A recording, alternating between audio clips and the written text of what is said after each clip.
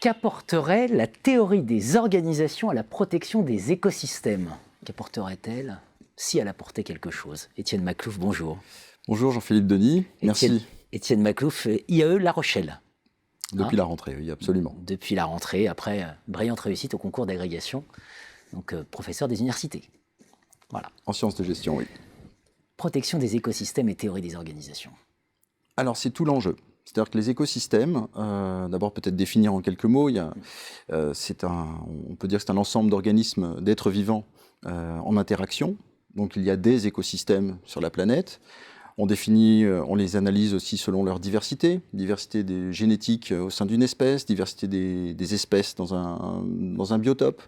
Et donc on connaît de plus en plus ce terme parce qu'on sait précisément que nos écosystèmes sont en mauvaise santé, qu'ils se dégradent, et ils se dégradent sous l'action des activités humaines.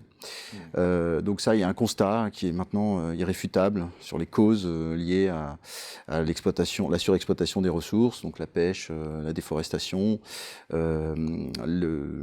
l'agriculture intensive, l'artificialisation. Donc on connaît les causes et il y a une certaine urgence à réagir. Et dans ce contexte, on assiste à ce que les théories institutionnelles appellent une recherche compulsive de solutions.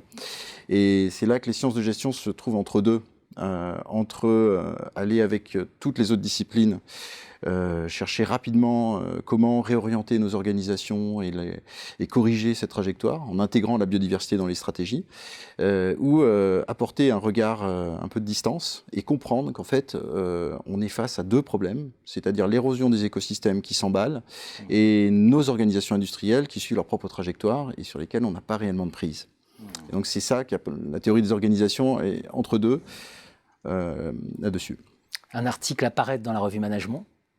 Voilà, et un article paru dans la revue d'économie industrielle, notamment. Qu'est-ce que vous développez dans ces articles? Alors, c'est une approche évolutionniste qui ne dit pas son nom. C'est-à-dire qu'en fait, la théorie de l'évolution, si on la prend complètement, a des conséquences terribles sur la trajectoire de l'économie. C'est-à-dire que Darwin ne voyait pas l'évolution comme un progrès, une addition de progrès qui améliorerait les espèces au fur et à mesure de l'évolution, mais simplement comme des successions de destruction et alors ça c'est les termes plutôt schumpeteriens pour l'économie, mais de pertes et de renouvellement avec des formes qui disparaissent et d'autres qui apparaissent au fil du temps. Elles sont simplement adaptées à leur milieu. Donc il n'y a pas de progrès avec l'évolution. Simplement, dans nos théories en gestion, on préfère l'approche un peu plus politique qui caractérise notre modernité, de penser que quand on détruit quelque chose de nouveau arrive, c'est nécessairement mieux. Et donc on oublie de regarder les interactions avec le reste, avec les autres éléments. Donc en particulier, que fait la gestion? Eh bien, elle propose des solutions, des alternatives, elle fait de la RSE, de la responsabilité sociale des entreprises, elle développe des organisations alternatives en se disant ça va préfigurer demain. Donc dans ces deux articles, c'est à peu près similaire. Il y en a un qui est sur les AMAP, donc les associations pour le maintien d'une agriculture paysanne, et l'autre sur les circuits courts.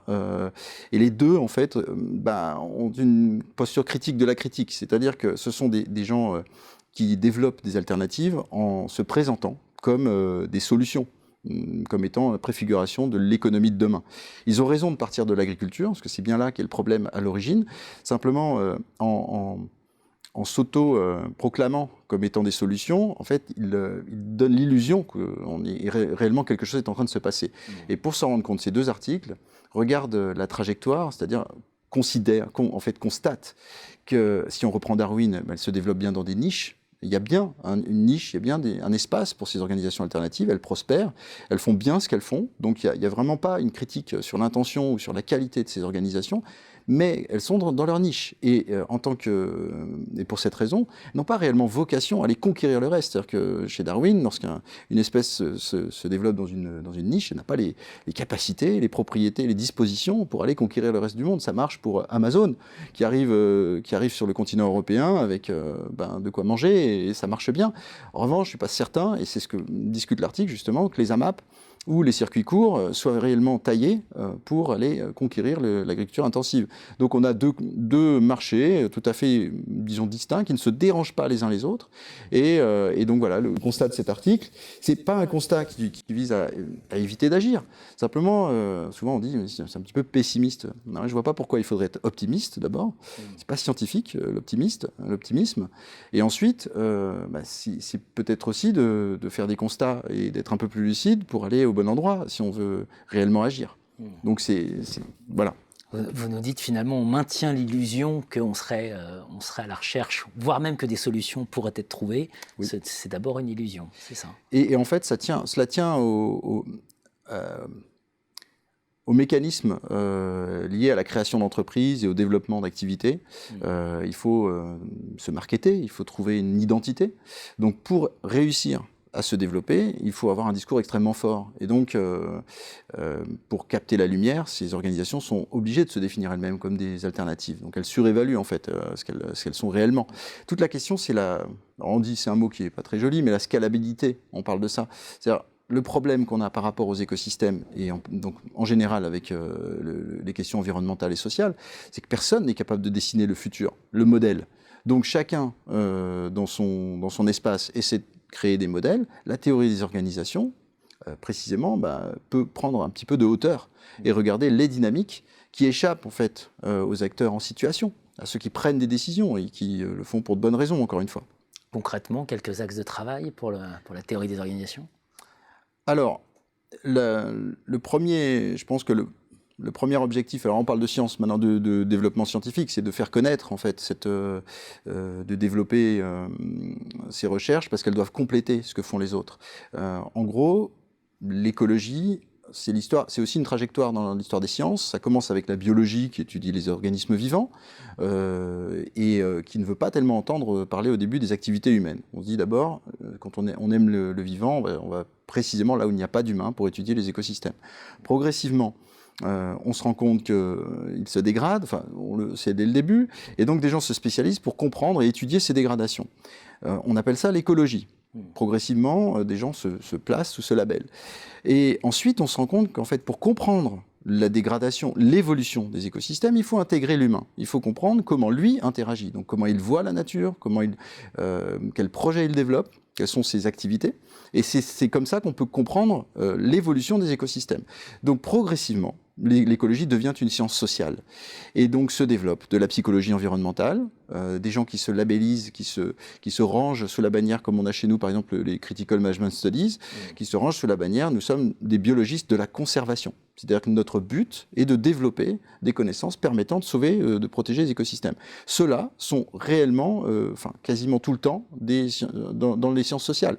Parce que ils sont spécialistes d'agroécosystèmes, ou bien d'écosystèmes marins, et à chaque fois la question c'est comment endiguer, comment contrarier, ou le tourisme, comment contrarier, faire évoluer les activités humaines pour mettre un frein aux dégradations.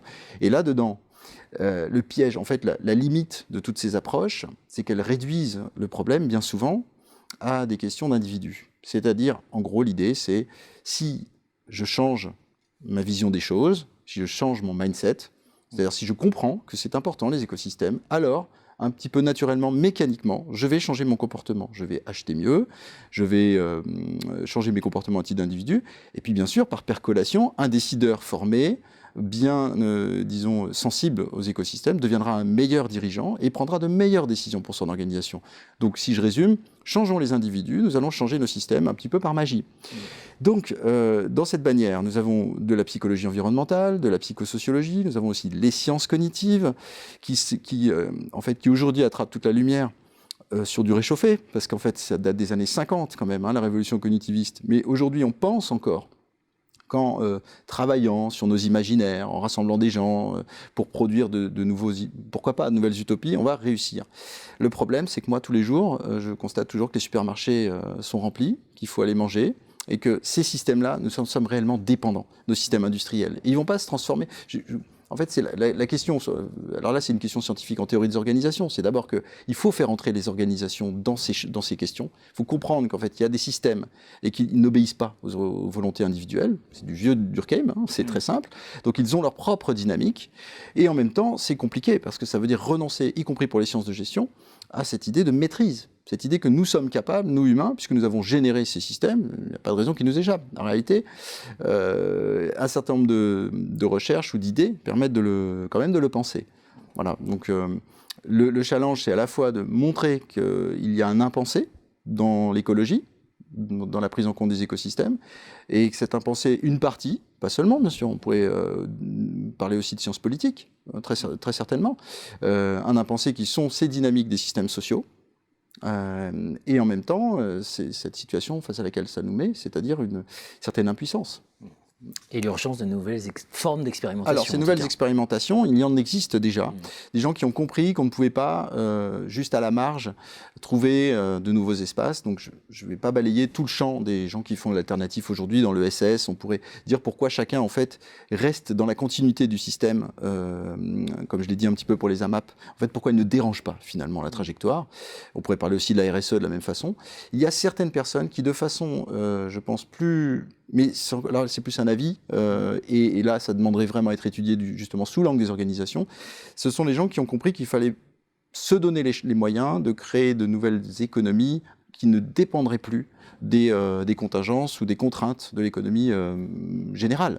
Donc, je vais citer par exemple le jardin des entreprenants, qui a sa rubrique dans The Conversation, où donc l'école de Paris, Michel Berry, avec ATD Carmonde, qui fait en sorte, alors sur certains territoires, la scalabilité leur fait peur, et ils ont raison, je pense, de ne pas aller trop vite dans le fait de faire croître ce genre d'expérience, mais tout simplement de se dire que... alors là, c'est le cas d'une entreprise qui va payer tous les personnes demandeuses d'emploi volontaires et ajouter dans son activité des choses utiles pour le territoire et sans chercher à faire une contrepartie économique. Donc voilà, il y a des expériences en Suisse. En fait, se créer des espaces pour vraiment bâtir je pense que ce qui est le plus grave aujourd'hui, c'est que tous nos efforts vont dans la même direction. C'est-à-dire, c'est ça qui est le plus, j'ai envie de dire même criminel, c'est-à-dire que de penser, de mettre tous nos œufs dans le même panier, me semble dangereux. Qu'on continue à investir dans l'innovation, dans nos modèles conventionnels, c'est normal, nous sommes dépendants d'eux. Donc l'idée, c'est pas de les arrêter, de les stopper, ni même peut-être de lutter contre eux, mais de se donner les chances de générer de réelles alternatives, celles qui pourraient quand même bâtir le jour possible où ces systèmes industriels s'effondrent. On va être quand même, on est dans une situation de vulnérabilité terrible, d'un point de vue agricole, d'un point de vue de tous les points de vue. Et tout ce qui va passer par le numérique est aussi extrêmement dépendant. Donc, je pense que vraiment, en tant qu'espèce humaine, on aurait intérêt à se donner des espaces d'expérimentation, je ne sais pas lesquels. Là, on entre dans l'action. Donc, c'est d'autres acteurs qu'il faudra interroger là-dessus, mais c'est ce qu'il faut regarder aussi sous l'angle de la théorie des organisations. Plus que jamais, pensée macro pour la gestion. Merci Étienne Maclouf. Merci Jean-Philippe Denis.